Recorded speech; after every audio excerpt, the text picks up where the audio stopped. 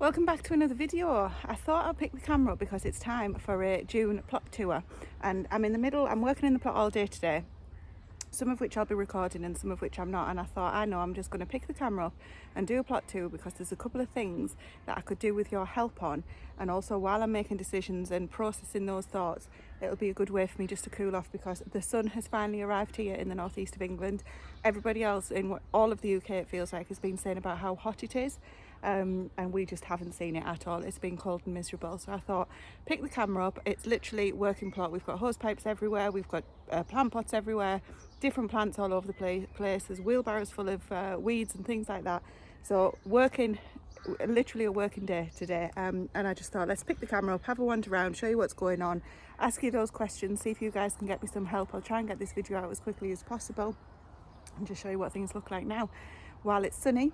The sun's in and out, it doesn't know what to do with itself. So we're going to start next to the greenhouse. There is a new video coming out on the greenhouse very soon because we're actually working on a project in there which will explain why all of the greenhouse is at the back there is completely empty. So look out for that coming soon, but not just yet.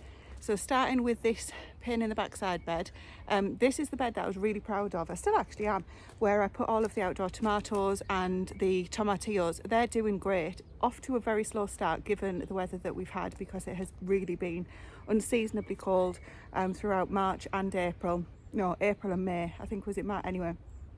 And I've also got parsnips. You can't tell because I need to do a lot of weeding in this bed, and that's one of the things I thought, pick the camera up, show you what it's like before I do everything, and then we can have a catch up later on when all of the jobs are done. Although, to be honest, looking at what needs doing, I'm not sure when all of the jobs will be done.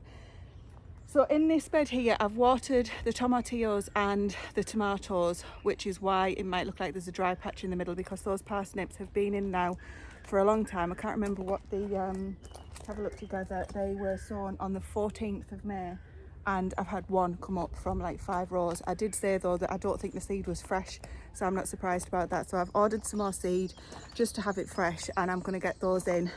It's probably too late, although the seed that I've ordered, can't remember the variety, does say that you can sow it in June, so we'll give it a go. Behind me we've got cold frames. There are some what have we got in there? Oh, there's some onions that I'm going to put in. Trying to flip the camera while I'm recording, but I couldn't, never mind. So there's some onions. This big onion is in the pot, is the one where I was thinking, if you remember rightly, when I sowed all of these onions and I had some really soft onion sets, I was worried that they would die off. Well, look at these. I thought I'd done something wrong. Clearly soft onion sets are just how they go when it was when they were in the ground. It was when I'd planted them. Just as a reminder, I'd grown them in module trays, and when I went to put them in the ground they just felt really squidgy, although the health of the green on the top looked really healthy. Anyway, clearly that's what they do, and you guys did say that, so thank you for that.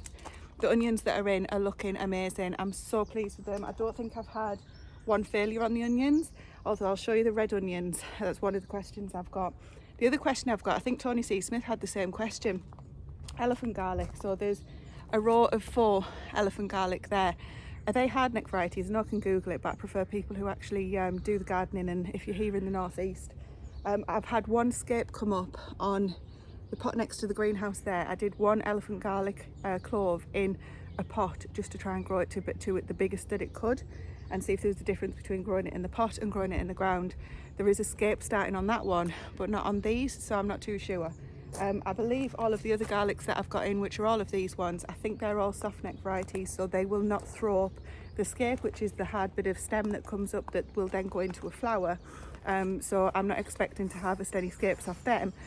But speaking of scapes, excuse this mess behind me, I'll explain that in a minute. These red onions were grown from sets, if I remember rightly. I'm sure they were, and I think that's why we've got the problem. They're already bolting. Bearing in mind we haven't had hot weather here, it has been dry, even though we did have a lot of rain earlier on in April, but then through May it's just been dry but really, really cold. So they're bolting, so all I'm going to do is snap the flour off that's trying to come, use that in stir fries and things. But I'm not too sure whether, would you remove the red onion that's bolting after you've snapped the flour off, or would you leave it? They're really tiny at the moment, so you know, it's like spring onion size. Anyway, the rest of this bed is looking really good. I'm really pleased with all of these. We have got, let me show you I don't like to keep turning the camera around. I do prefer to do it in one take, but never happens. Let me show you this. I was just looking at my cabbages. When you don't try, I couldn't believe it. So that cauliflower, we will have that this weekend, because as you can see, it is actually starting to flower. I don't know if you can see that because I can't see the camera from up here, but it is trying to flower. So I couldn't believe it. I thought it was a blooming cabbage. Anyway, really pleased with how that's turning out. This cabbage here is riddled with aphids, so I've sprayed all of them off as best I can, and I think we will just harvest that, the cauliflower and this cabbage this week, and have all of those. I'm going to leave the kale in because the kale is absolutely amazing, so good for you, and we're using it in a lot of recipes. This chard has definitely gone to flower now, so I'll probably use the last of these leaves, and then I'll put some more beetroot in here. As you can see, this beetroot here was sown before this one. I've got some coriander that's thinking about bolting as well. The shallots are looking good, although one of them again is starting to go to seed, so I don't know if that means they need to be harvested. Can you guys let me know, please? This is what they're looking like. Not that big. I've given all of these a good water. Now these are the other shallots. These aren't looking big on the bulb, but they're looking healthy on top, and they haven't bolted either. So maybe that's just that one plant there. These are other beetroots that I sowed earlier on. Oh, how did I miss that weed? And then this spinach has finally gone to flower, so we'll be giving that to the chickens and the pigs. And in here, I think what I'll do is get another row of carrots in, or beetroot, and we'll go from there. Over here, let me take you around and show you because it's focusing on my hand. Look at the chives, chive flowers. What I'll do is shortly I'll cut those down, and once the bees have finished with them, and we will have a second batch of chives for the year. This is a, what was it called, Florence fennel. I've never grown one of these before, but it seems to be quite happy. I'm not sure if we'll like it, so that's why I've only got the one. But that bed is coming along nicely. I'm going to sow more coriander and parsley. This is what's left of the wild garlic. So these you can use as poor man's capers. All of the wild garlic, the whole plant is edible. And I bought this in so that I knew it was wild garlic, so that I could then move it around to the rest of the property. Quite a few weeds in there as well. Now in here, one of the other questions I had, has anybody grown ground cherries before? What are they called? Cape gooseberries, I think is the other name for them. I've got 6 in here and they're starting to flower. I thought they'd be more bushy than tall for some reason. I don't know why I thought that. What do I need to do for these guys? Anybody got any experience in these? I think just intuition told me to put them in the polytunnel. They could have gone in the greenhouse as well, but I had space in the polytunnel rather than the greenhouse. So what do I need to do for those? And if you've got any advice, it's much appreciated. Some spare compost there, trying to pick it up in dribs and drabs so it doesn't impact the purse too much. Now here, these poor little things, my daughter's just put these in for me. These are the tomatoes that were kind of left and didn't get looked after once all of the other tomatoes got planted, and instead of throwing them out, I thought let's just try them in here. What I might do is move these over just a little bit and take off the dead leaves and give them a good water. Just see what happens in this bed. This bed here, for those of you that don't know, during lockdown when the chickens were, sorry, flockdown, not our lockdown, the chickens lived in here, so this is all the old chicken bedding and everything. These might die just because it's too hot for them in there, but we shall see. Now all the rest of these tomatoes are looking really good. I'm really pleased with how they're doing. I'm also growing nettles. I didn't have my gloves on to take that out when I weeded this earlier this morning. So I am in the middle of my jobs that I'm working on here, and I just needed a bit of a break because it's scorching hot today. So lettuce, these are looking absolutely, these are Kos variety, looking really nice. We just harvested, I haven't harvested those for a little while. I'll show you the ones that we have been harvesting, but they're probably going to be on the menu this week. And there's some more dill there, I think that is, that I just need to get in somewhere. There's nothing in here at the moment. I am going to be putting some potatoes in later, well, one that I'm hoping to have for Christmas. We shall see how that works out. This is some strawberry mint and some red clover, which is really good for you in tea. Now over here, as you can see, this is the bit that I'm kind of been working on this morning. I've got a few more plants soaking in that tin over there because they got really dried out, and just letting them have a good drink. In this bed, I'm really pleased with how this bed's working out. These are the other lettuce that we have been harvesting. You can see some of them are a bit skimpy on the outside leaves compared to the others, and I'll just work my way along and just harvest them from the outside. We've got some spinach that hasn't bolted yet. Very pleased about that. So this down here is, I can't remember the variety, typical isn't it? The best ones when you lose the, I think it was James Cameron just saying when you lose the stick or you don't know what the variety is, they're always the best ones. And then we've got the strawberries along the outside, they're doing fantastically. I'm going to stop pointing because it keeps concentrating on me and not focusing on what I'm showing you. And then also in here, all of these are radish, and maybe you can see there's some really good ones coming up there. There are carrots sown with those radish as well. So going for the double harvest, and I'm going to get a lot of these radish this weekend. And I think in here, can you see the first strawberries are starting? Oh look, should we have this one together? Can't get in. Oh my goodness, the pressure. No, I really can't get in. Okay. Oh, it's not quite ready yet. We'll come back and see that one. Let's give it a bit of sun, sunny side up. So that's this area here. We've got other tubs that are coming on. There's rosemary. This is my plan B perennial kale, just in case anything happens to the other one, which is highly unlikely. When you see it, you'll understand what I mean. There's thyme and sage there. More nettles that we're growing. Do you know, I found out people do actually grow stinging nettles. They grow like wild, well, they are weeds, like wildfire here. Anyway, let's have a look at the tip. This is left over from a project that Stephen and I worked on. The video's just gone out on that. No, it's not. There was the duck video, not the pigs. Anyway, that needs moving, but Stephen's at work, poor bloke. All different things going on here. We've got black currants that are propagated. We've got the fig tree. And then we've got the mulberry, which again, these just need weeding. Let's wait for the helicopter to go past.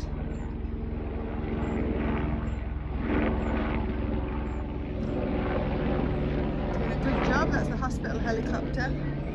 Keep going.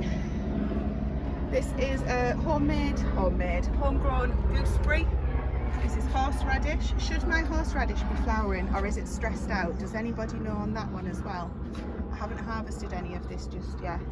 And then this is just the junkyard at the moment, where I've got everything that whilst I'm in the middle of having a complete sort out, which you can tell. So now that we're working on the project in the back of the greenhouse, which is just up there, a lot of the stuff that I'd kind of just dumped in the greenhouse has come here for a good sort out, which is why I still can't get in the shed. Goodness me, am I procrastinating on that or what? Here I've got an elderberry tree and another one that's looking really sad because they haven't been watered. So I actually had a bucket of water here which is just soaking. I'm going to swap them over very soon. That's the pot that this one came out of, and I'll put this one in the water shortly when that one's had a good drink. They will be going in somewhere on the property at a later date. It's just a case of getting round to it. So that's what this part of the plot's looking like. These are brambles, blackberries to some people. Looking really good, starting to come out. We just need to tidy all this up. So I never know if they come on new wood or last year's wood, so I don't trim these back, but I can now that I've seen they've got new growth coming through. And down there we've got the ducks on the other side of there, so I'm not going to go through there because they will be so noisy if they see me. Few herbs in this pot down here. We've got different mints, some marshmallow, valerian, all different things that I've tried over the years. Some work better than others, and this bed's one of my favourite beds here. This is the herb bed, which I always call it. It's got more than herbs in it, it's got flowers in as well for teas, and we've got some problems which I'll get to. Bay leaves, lavender, chamomile. Some has come quicker than others. And there's some rogue raspberries which need chopping back, but the bees are quite happy on those raspberries, so I'm not in a rush to do that. Now this is apple mint. I love mint, but goodness me, do I love mint this much? I've been harvesting it and drying it. This is oregano here as well, right next to a lovely borage plant which will look lovely when it's up. They self-seed drastically, so be careful if you grow those. But yeah, the mint as well, goodness me. It's almost as tall as me. So I'm going to have a good harvest again. You can see I've harvested it right in front of the bed. All along here it was overgrown and you literally couldn't get through between the mint and the rhubarb. So I've taken all that, which is why some of those leaves are a bit more yellow, and I will be doing a ton more because I really do enjoy this variety is an apple mint. it's a really, really nice one, but maybe not as nice as the amount that I've got. Hiding in here there is a rosemary. Right, another question guys, I'm full of them today. Why is it frothing? I've got a few plants doing that. Is that the heat, or we're saying that they've been doing it when it hasn't even been that hot? Please can you let me know if you know. Not just rosemary, herbs mostly. I think it's mostly herbs. Okay, this, I'm gonna have to step back, is all of my rhubarb. Wow. And the rhubarb this year has got patchy leaves. I've never had the rhubarbs with those discoloured leaves before. So again, if you've got any advice on anything when I'm walking around, please do shout out, because I might be 7 years in, but as you all know, we learn every day in gardening. Now this here, do you remember when I was worried about this? We put all of the animal bedding on from the winter, and it was kind of knee high. Well, I don't know if you can see if I put my foot down now. There's no depth to it anymore. It's literally all shrunk down. Yes, it was a bit of a haven for rodents, but I'm okay with that because it's suppressed many of the weeds. There are some coming through, but I think these are just growing from what's actually in the straw and the bedding. But I'm really pleased with how that's worked out in the end. Over here we've got there's a blackbird, female blackbird through there, you probably can't see. This is a honeyberry bush, but I think the birds get to it before me every year, because if you see, something's had it. And there was tons on, and the same thing happened last year. So I'm thinking we might need to put a net on this, because as much as I'm okay with feeding the birds, I've got other things that I can feed them instead of my honeyberries. So loads of other fruit come in. Let's have a little wander around if I can get through without spiking myself. Loads of fruit come in on the fruit bushes, the fruit trees. We've got a pear tree here with a few pears on. This is a cherry tree, which was absolutely amazing last year, so might not be that good this year. This is apple, quite a few apples. Just watching my step. Might need to thin some of those out. Where rather on the camera? Yeah, might need to thin some of those out, but they're looking really good and healthy. Over here, my goodness, it's a bit of a jungle here since last time I came. This is another apple tree. Is it apple or pear? No, it's pear, this one. Pretty sure. Again, underneath the wisteria, which is just a haven for bees. Can you see there's the activity there? Loving that. More nettles, and believe it or not, there are actually apple trees at the back there, so we will need to get in here, because this almighty beast is a jostaberry. I didn't realise quite how much the bloody thing would take over. Anyway, need to get in there at some point with long sleeved legs and arms on. And this is a chokeberry, which has been much more elegant in its manner of growing, instead of taking over like that thug over there.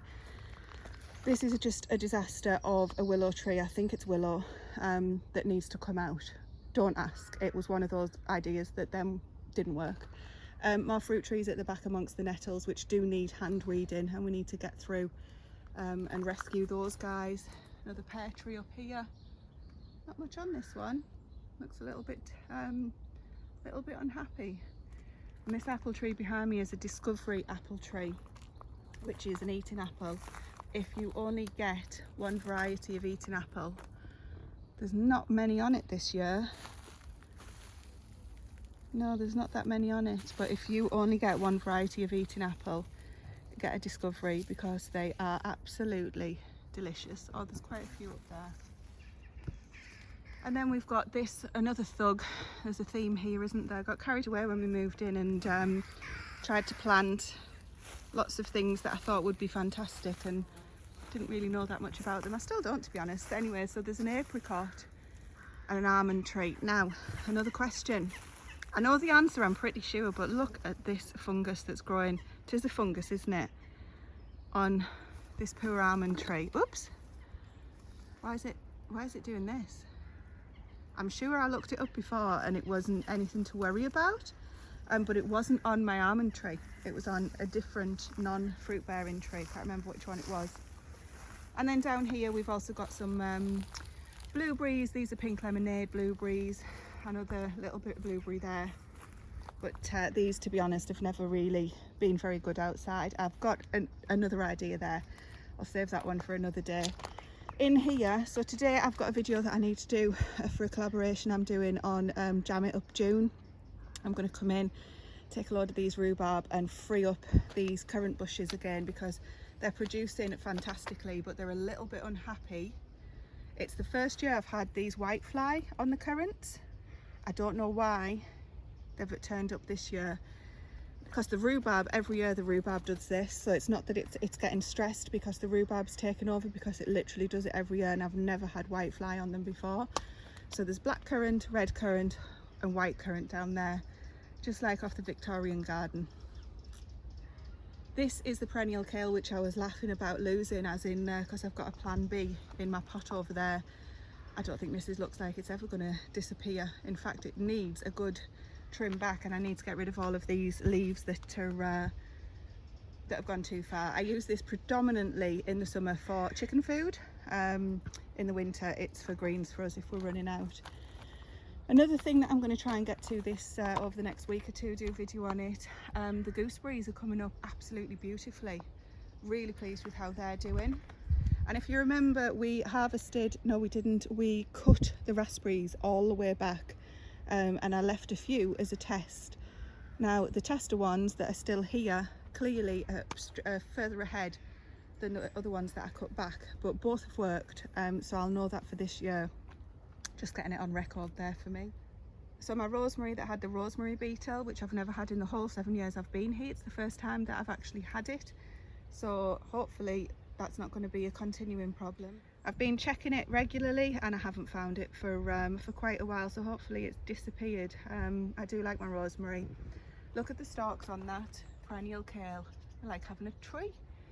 More rhubarb. Oh, so Zara, talk to you all the time. So Life on Our Hill, I think it is, on Instagram.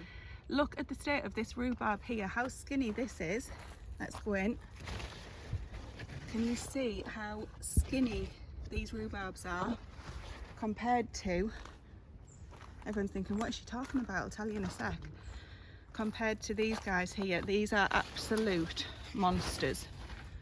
Can you see, is that coming up on camera? They're absolutely huge. I mean, look at the size of this rhubarb leaf here, and the stem matches it. So it's getting warm. A lot of people have been asking me on Instagram, well, on anywhere where we chat, how I get the rhubarb so big.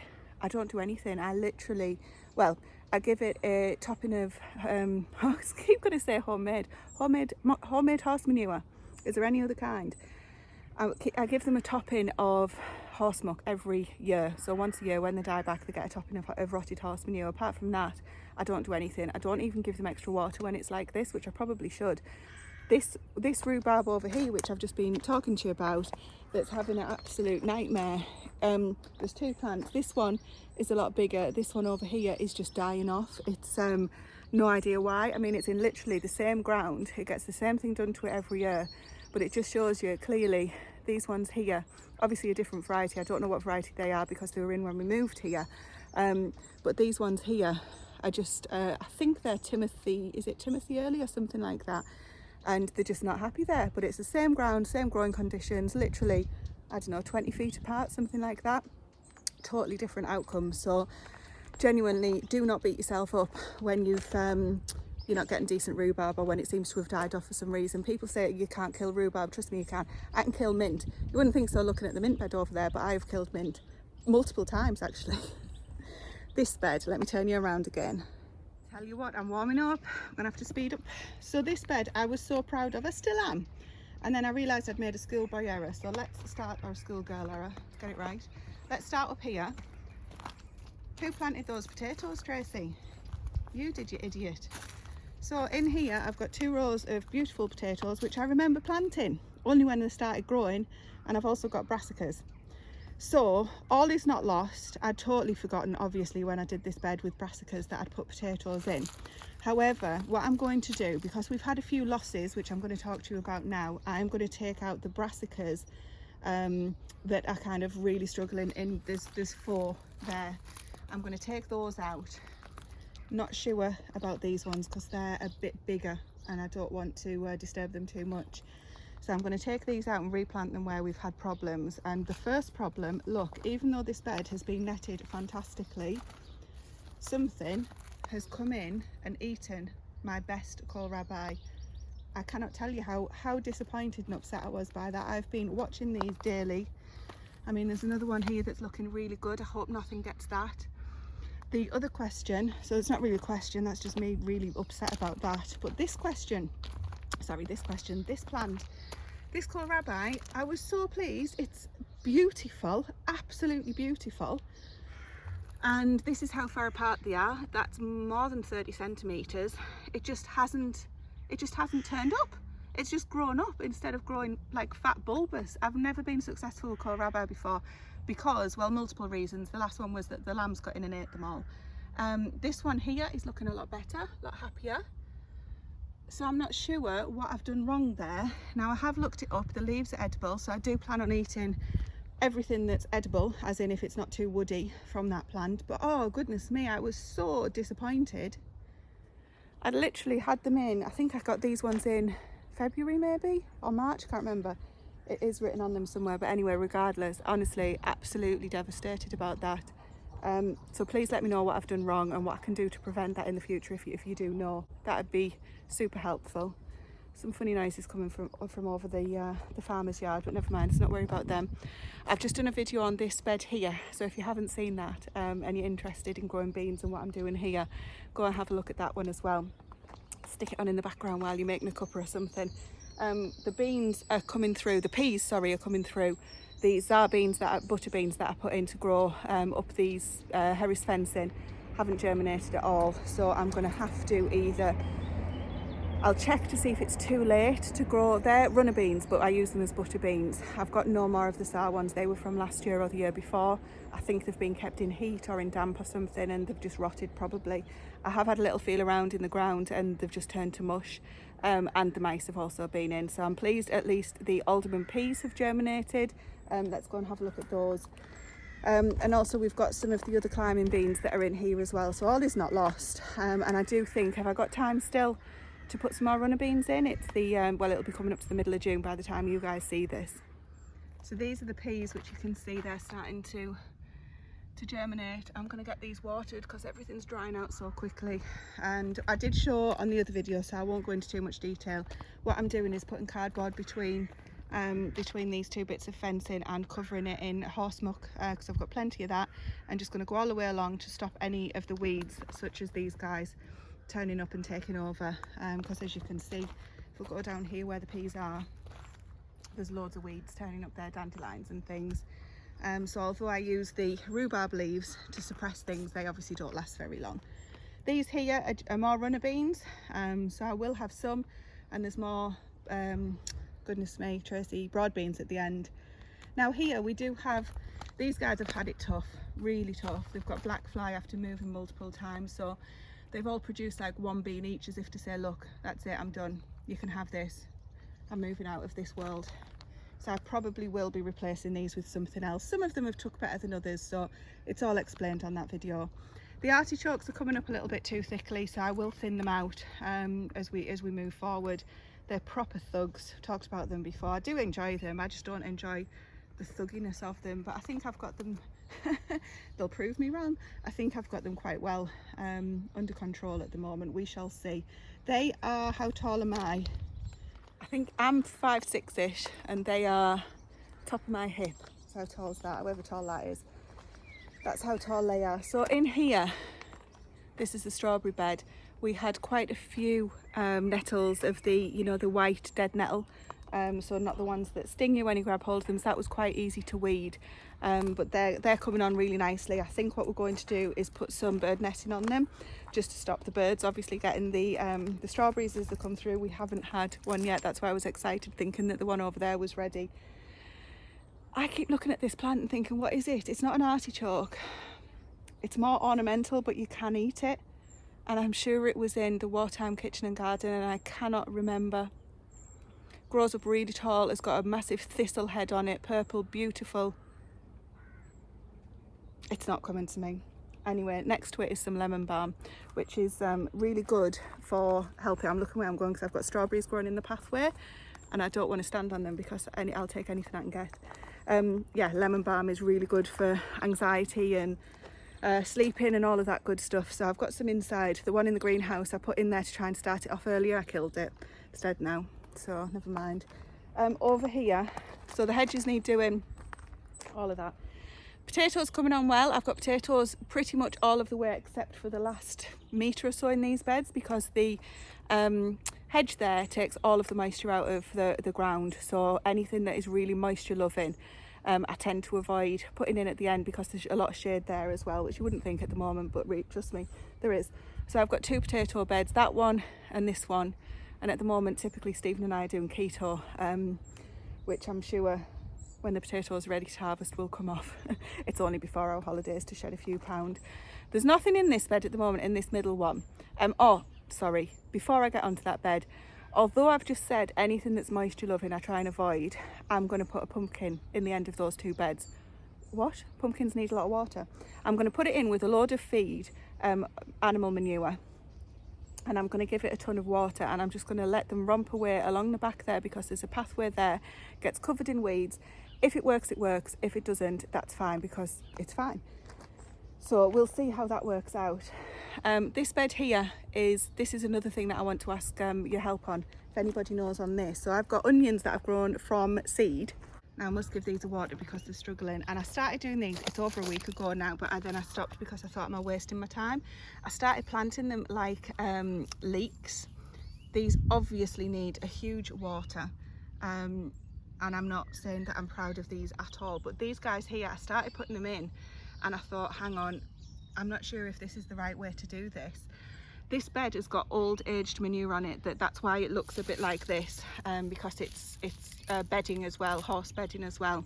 So it's not just kind of multi-purpose compost or anything like that. What should I do to plant these onions that I've grown from seed? Do I just not make such a deep hole? If you can let me know, then that would be very helpful, because I need to get them in this week. It's not just these ones, it's a bunch that I've got in a cold frame as well, so thank you for that.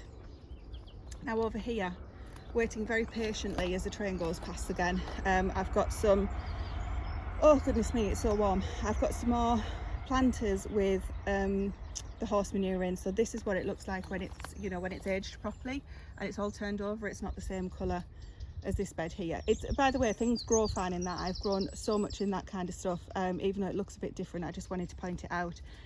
In here I'm going to put more beans, because what I'm going to do is tidy up these nettles and grow the beans up all of this fence, and I think that'll make that look really nice. So yeah, this bed's the only one at the moment that's not planted. And then turn around here, we have got cauliflower that seems to be struggling because it's already coming through and starting to flower. So what I've said I was going to do of taking out the brassicas over there amongst the potatoes that I showed you, that was my other mess up. This bed here has been loved by the slugs. I don't know why, by the snails. So I've got quite a few. Will that recover? Because it doesn't appear to have been eaten in the middle, but then these guys, I think we can safely say that they've been, this is broccoli. Will they recover, or are they done for? I mean, that one's clearly done for, isn't it? So bloody annoying. Oh look, little broccoli. Is that too, it doesn't look like there's enough leaf for that amount of broccoli. I'm panicking now. Oh, I'll have to get some more of these sown. Anyway, where was I? All of the ones that are, at least these ones here down by my feet, I'm going to replace those with some from that bed over there, which is where I forgot about the potatoes. So yeah, I'm a bit disappointed with this bed. The problem was, as you'll see on the beginning of that other video, this was full of weeds, and this is now weed free-ish, so that the snails have got nowhere to hide anymore. The amount of snails though that we found was just unreal, but you can only do so much, can't you? Anyway, so I'm going to replace the ones that are goners. If you can have an opinion on that, is it worth leaving some of them? But saying that, if I've got the plants ready to go in, I should probably put healthy plants in, and then I'm going to have to put some sort of repellent around. This looks like I've left the the asparagus to go to seed. I haven't. This has just grown so much in literally a couple of days now that this weather's with us. So the ones that are too tall I'm going to chop down, because I'm still harvesting this for another couple of weeks. And even the ones that are kind of this like this, You can see the shadow there, sorry. They're okay to eat.